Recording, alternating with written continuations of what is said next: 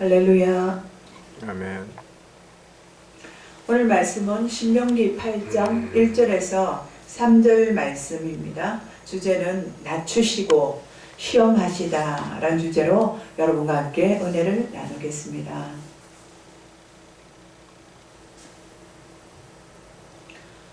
우리는 성경 말씀을 통하여서 구약의 이스라엘 민족의 역사를 우리는 볼 수가 있습니다. 이스라엘 백성들은 430년 동안 애굽에서 종살이 하였습니다. 요셉이 애굽을 총리로 이끌어 갈 때에는 그런대로 이스라엘 백성들이 대접을 받고 잘 살았지만 세월이 이제 지나서 요셉이 이제 세상을 떠나 죽은 후에는 요셉을 기억하지 못하는 이제 새 왕이 세워지면서 그들은 자연히 애굽의 종이 되었습니다. 그러나 하나님께서는 이스라엘의 극심한 고통을 인하여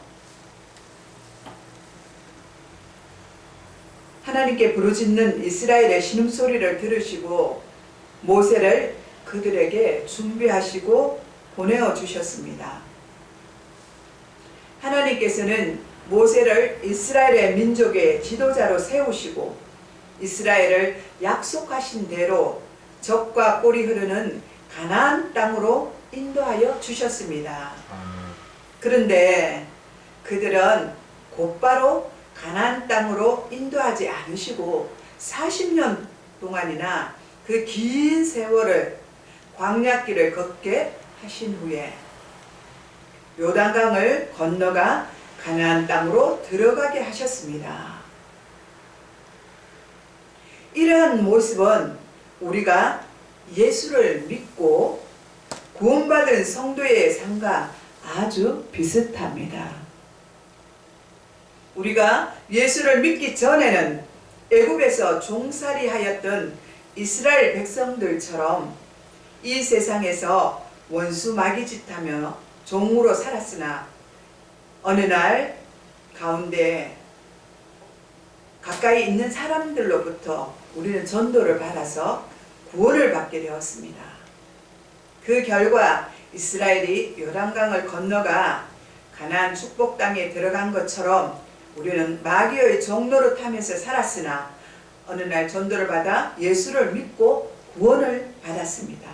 그 결과로 이스라엘 백성들이 요단강을 건너 가나안으로 들어간 것처럼 우리는 마귀의 종노릇에서 해방되어 하나님의 백성으로 믿음 생활을 하다가 천국에 들어가 영원한 복락을 누릴 것입니다. 아멘. 우리는 천국에 들어갈 때까지 우리의 신앙생활은 마치 광야길을 걷는 것과 같다고 할 수가 있습니다. 광야는 매우 덥고 척박한 땅입니다. 비가 오지 않아서 매우 가뭄이 심합니다. 물이 없으면 어떻게 됩니까? 사람들이 굉장히 힘듭니다. 목이 마르면 우리가 살아갈 수가 없습니다. 그만큼 물은 중요합니다. 그런데 그 광야에는 비가 오지 않습니다. 그래서 물이 부족합니다. 그래서 매우 가뭄이 심합니다. 낮에는 뜨겁고 밤이 되면 매우 춥습니다. 농사도 목축도 할 수 없는, 사람이 살 수 없는 매우 환경적으로는 가장 열악한 곳이 광야입니다. 더군다나 광야에는 맹독이 있는 정갈이나 뱀과 짐승들이 있어 그것들이 언제 공격해 올지 모르는 위험이 도사리는 곳입니다. 하나님께서 이러한 악조건 속으로 이스라엘 민족들을 이끄셨습니다. 이스라엘이 살던 고센 땅에서 가나안 땅까지는 그리 멀지 않습니다. 빠르면 일주일 정도, 늦으면 2주일 정도면 갈 수 있는 그런 가까운 곳입니다. 그런데 하나님은 왜 멀지 않는 그곳을 40년이 흐른 뒤에야 그들을 가나안 땅으로 들어가게 하셨습니까? 하나님은 왜 이스라엘 광야길을 그들을 걷게 하신 것입니까? 본문 2절에서 3절을 같이 읽겠습니다. 2절에서 3절 본문을 함께 읽어보겠습니다. 내 하나님 여호와께서 이 40년 동안에 내게 광야길을 걷게 하신 것을 기억하라. 이는 너를 낮추시며 너를 시험하사 내 마음이 어떠한지 그 명령을 지키는지 지키지 않는지를 알려 하심이니라. 너를 낮추시며 너를 줄이게 하시며 또 너를 알지 못하며 내 조상들도 알지 못하던 만나를 내게 먹이신 것은 사람이 떡으로만 사는 것이 아니요 여호와의 입에서 나오는 모든 말씀으로 사는 줄을 내가 알게 하려 하심이니라. 아멘. 할렐루야. 네, 하나님께서 이 40년 동안에 광야길을 걷게 하신 것을 기억하라고 말씀하고 있습니다. 이는 너를 낮추시며 너를 시험하사 내 마음이 어떠한지 그 명령을 지키는지 알려 하심이니라. 너를 낮추시며 너를 줄이게 하시며 또 너를 알지도 못하며 내 조상들도 알지 못하던 그 만나를 내게 먹이시는 것은 사람이 떡으로만 사는 것이 아니요 여호와의 입에서 나오는 모든 말씀으로 사는 줄을 내게 알려 하려 하심이라고 말씀하고 있습니다. 아멘. 당시 이스라엘은 가나안에 들어갈 만한 자격을 갖추지 못하였습니다. 그래서 하나님의 자녀가 되기 위한 갖가지 훈련이 필요했습니다. 사람이 저절로 사람이 되지 않습니다. 가만히 있어도 성숙되지 않습니다.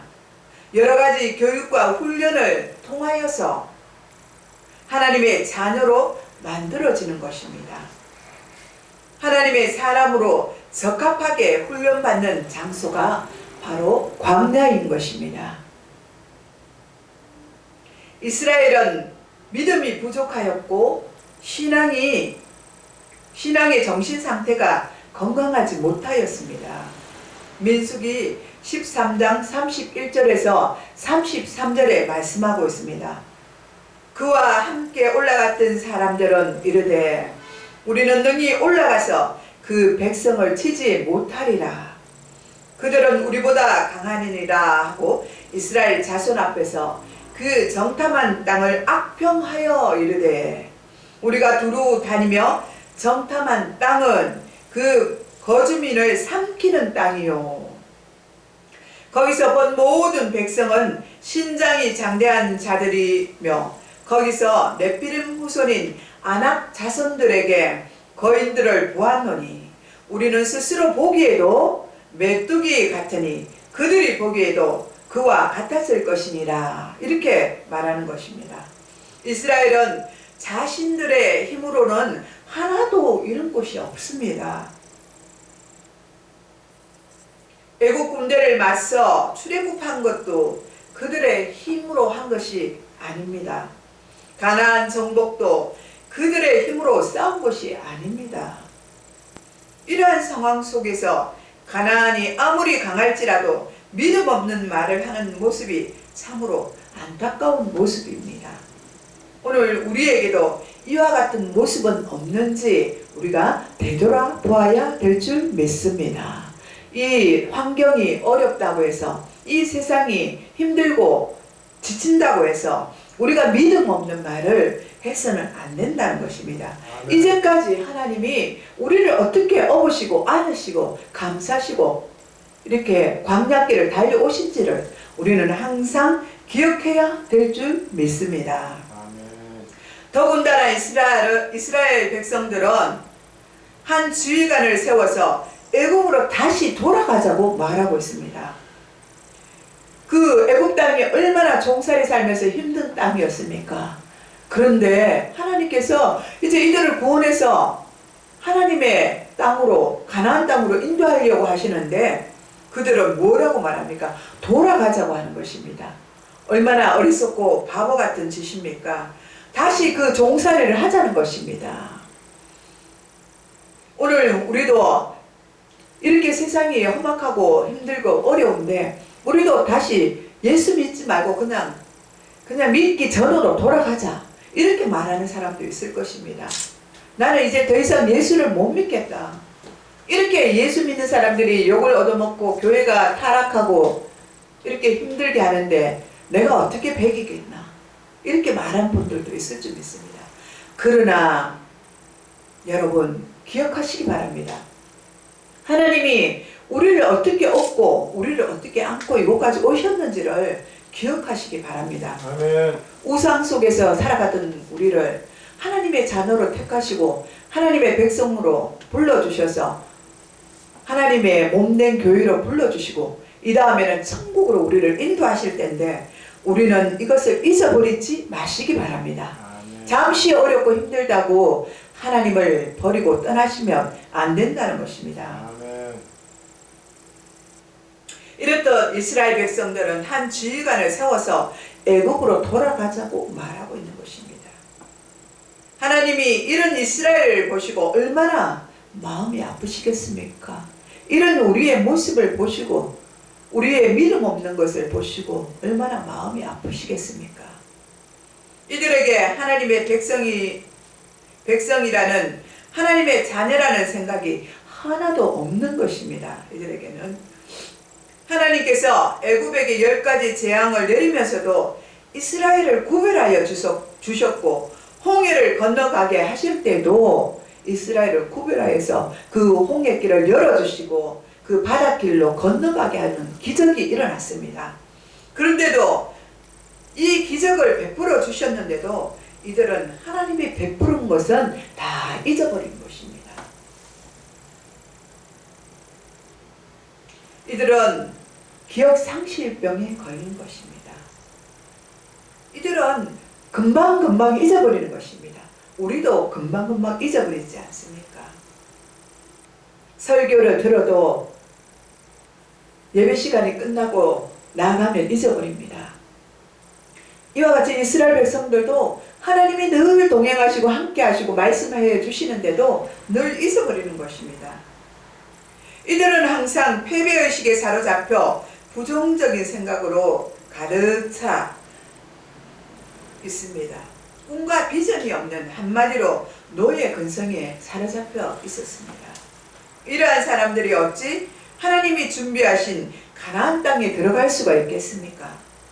민수기 14장에 보면 이 백성이 어느 때까지 나를 멸시하겠느냐, 내가 그들 중에 많은 이적을 행하였으나 어느 때까지 나를 믿지 않겠느냐, 그렇게 말씀하십니다.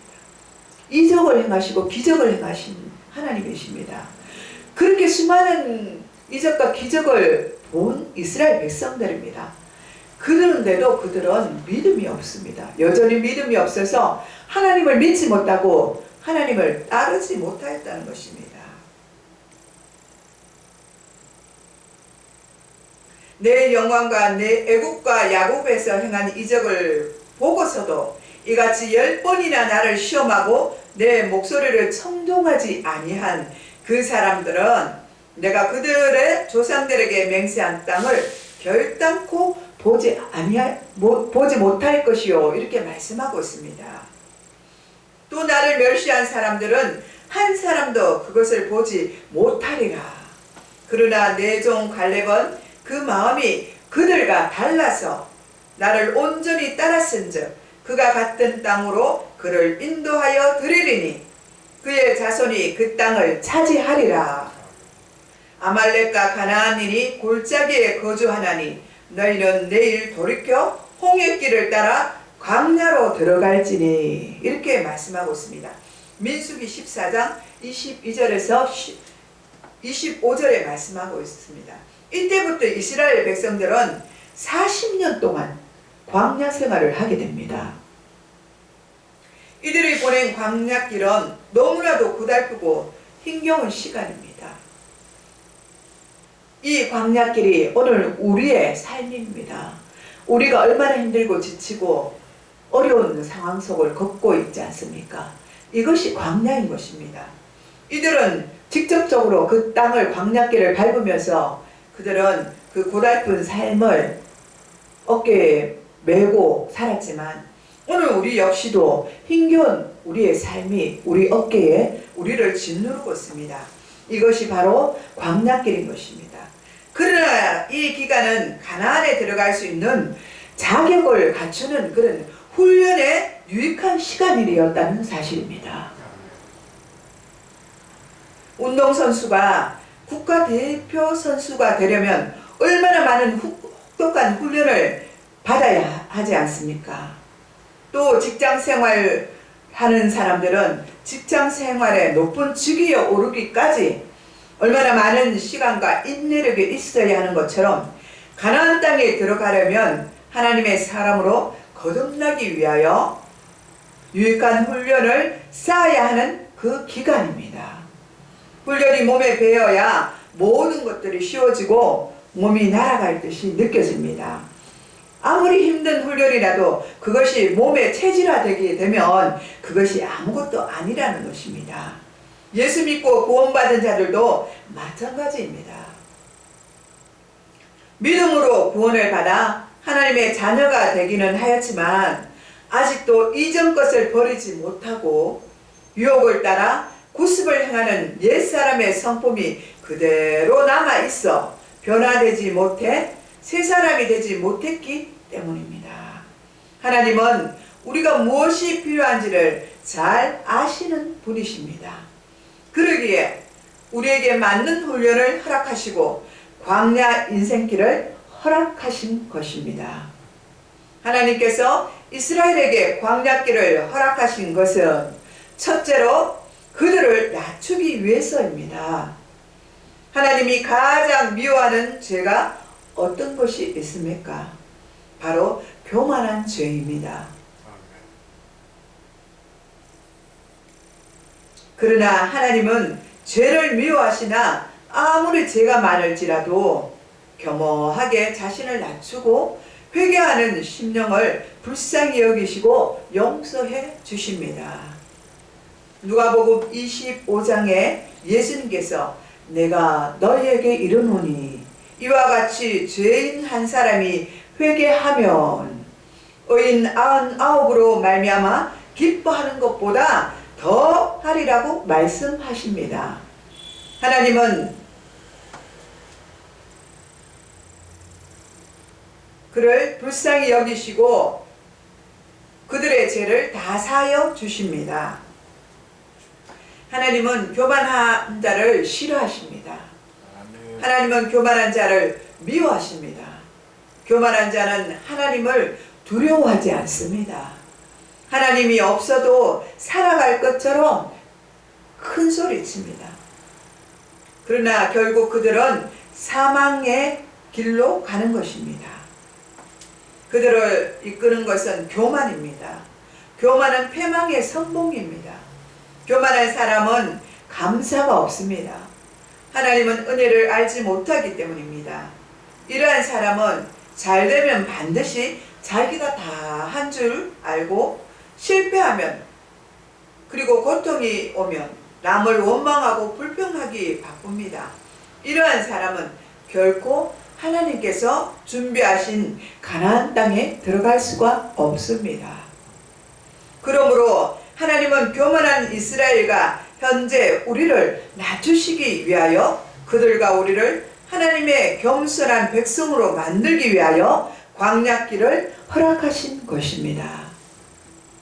어떤 한 사람이 기독교의 유명한 작가 C.S. 루이스에게 왜 사람에게 고난이 있는지를 물었습니다.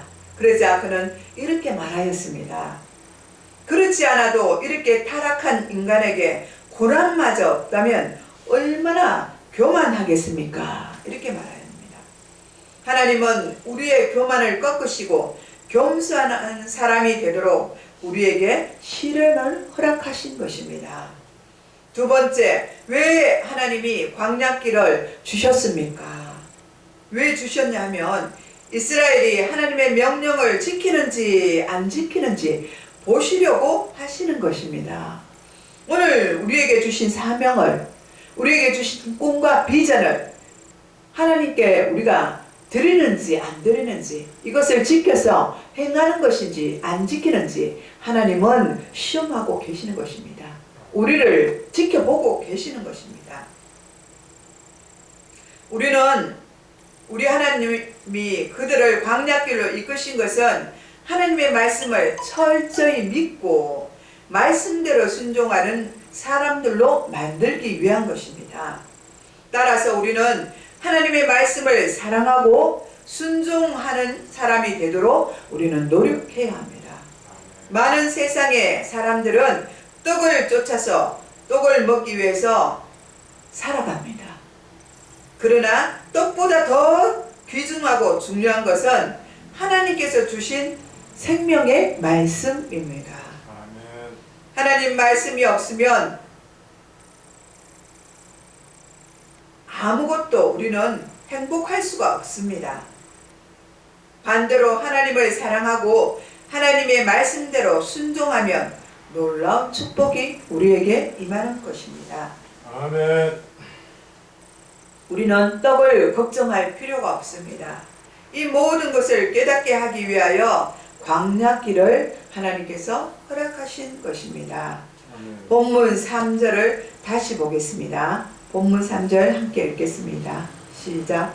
너를 낮추시며 너를 줄이게 하시며 또 너도 알지 못하며 내 조상들로 알지 못하던 만나를 내게 먹이시는 것은 하나님이 떡으로만 사는 것이 아니요 여호와의 입에서 나오는 모든 말씀으로 사는 줄을 내가 알게 하려 하심이라.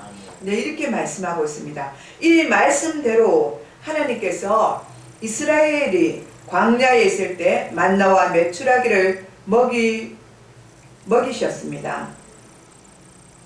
만나라는 뜻은 이것이 무엇이냐라는 질문을 담고 있는 것입니다. 하나님은 이 만나를 주실 때에 여러 날 먹을 수 있는 분량을 주신 것이 아니라 하루하루 필요한 일용한 양식으로 주셨습니다. 하루가 지나면 벌레가 생겨서 도저히 먹을 수 없기에 욕심을 내어 만나를 가져가도 아무 소용이 없었습니다. 오늘날 우리 인간에게도 이런 욕심이 있지 않습니까?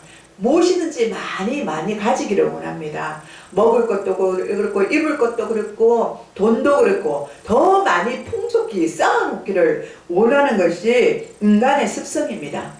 그러나 하나님은 그렇지 않다는 것입니다. 매일매일 필요한 양식을 하나님이 공급해 주셨다는 것입니다. 아멘. 물론 이것은 말씀입니다. 말씀도 그렇고 육신의 것도 그렇고 말씀도 그렇고 그때는 하나님이 함께 거하셨습니다. 그들과. 그리고 육신적으로는 매일매일 만나를 그들에게 주신 것을 우리는 볼 수가 있습니다. 하나님은 이를 통하여 이스라엘 백성들을 철저히 안식일을 지키도록 40년 동안 훈련시켜 주셨습니다. 그래서 안식 전날은 이틀 분량을 그들에게 양식으로 주셨습니다. 그런데 희한하게 이틀 분을 주실 때는 벌레가 먹지를 않았습니다. 이 모든 것들은 하나님이 하신다는 것입니다. 아멘. 안식일을 철저히 지키는 자에게는 하나님이 축복을 하십니다. 그리고 책임져 주시고 사람이 떡으로만 사는 것이 아니라 하나님의 입에서 나오는 모든 생명의 말씀으로 살아야 한다는 사실을 알게 하신 것입니다. 하나님께서는 먹을 것만 주신 것이 아니라 옷이 헤어지지 않게 하시고 발이 상하지도 않도록 해주셨습니다. 40년 동안 의복이 낡지 않아 늘 새 옷 같았고 이것이 바로 기적이 아닐 수가 없습니다. 이 이스라엘은 광야에서 날마다 기적을 체험하며 살았습니다. 또 구름 기둥과 불 기둥이 이들을 지켜주었습니다. 낮에는 구름 기둥이 뜨거운 태양을 막아주었고 밤에는 불 기둥이 캄캄한 밤을 밝혀주고 사나운 짐승들로부터 이들을 지켜 보호해 주셨으며 추위를 이기게 하여 주셨습니다. 얼마나 하나님께서 섬세하게 이들을 돌보주셨습니까? 오늘도 우리가 하나님은 눈으로 우리에게 보이지는 않지만 하나님은 우리를 섬세하게 우리를 지켜주고 보호하고 계시는 줄 믿으시기 바랍니다. 아멘. 그러나 이러한 하나님의 세심한 배려에도 불구하고 이들에게는 원망과 불평이 끝이 없었습니다. 그 결과로 기적을 그렇게 체험하면서도 하나님의 뜻을 깨닫지 못한 1세대들은 한 사람도 가나안 땅에 들어가지 못하고 모압 평지에서 모두 죽게 되었습니다. 우리도 세상을 살아갈 때에 몹쓸 시련이 겹쳐 올지라도 그렇더라도 하나님을 원망하거나 불평하지 마시기 바랍니다. 아멘. 시련이 닥쳐왔을 때 시련만 바라보지 마시고 그때에는 눈을 들어 우리와 함께 하시는 하나님을 바라보시기 바랍니다. 아멘. 땅의 것만 바라보면 마음이 힘들고 속상합니다. 그러나 하나님 앞에 무릎을 꿇고 엎드리고 기도하시기 바랍니다. 하나님께서 반드시 은혜를 주십니다. 아멘. 기적을 베푸시고 복을 주실 것입니다. 아멘. 한 걸음 더 나아가서 하나님께 감사와 찬송을 올려드리시기 바랍니다. 그리하면 하나님께서 여러분을 통하여 영광을 받으실 것입니다. 그리할 때 하나님의 온전한 사람이 되고 날마다 천국을 맛보며 행복한 삶을 누리게 될 것입니다. 기도하겠습니다. 사랑하는 하나님 아버지, 이름을 높이 올려드립니다. 주여 영광 받아 주시옵소서. 부족하고 허물 많은 저희들이 늘 주님을 사랑한다 입으로는 말하지만 그러나 주님을 온전히 믿고 신뢰하지 못하는 때도 많이 있습니다. 주여 불쌍히 여겨 주시옵소서. 이러한 이스라엘 백성들과 저희들에게 광야길을 허락하신 것은 우리를 더욱더 낮추기 위함이라고 말씀해 주셨습니다.